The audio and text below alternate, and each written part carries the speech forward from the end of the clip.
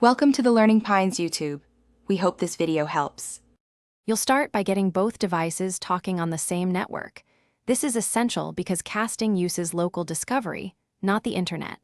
Once you confirm Wi-Fi and update the apps, go to Google TV's settings and enable cast if it's off. Then, on your phone, pull down Quick Settings and tap Cast or Screencast so your phone begins searching.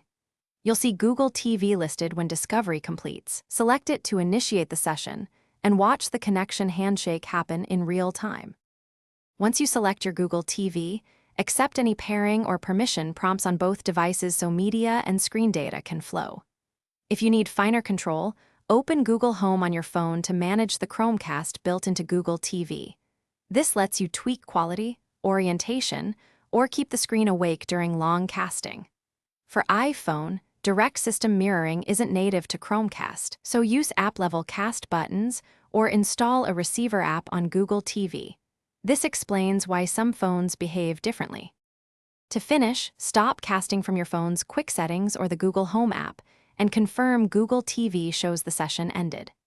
If audio or video lags, move both devices closer to the router, close background apps, or switch to 5 GHz for lower interference. This reduces latency and buffering.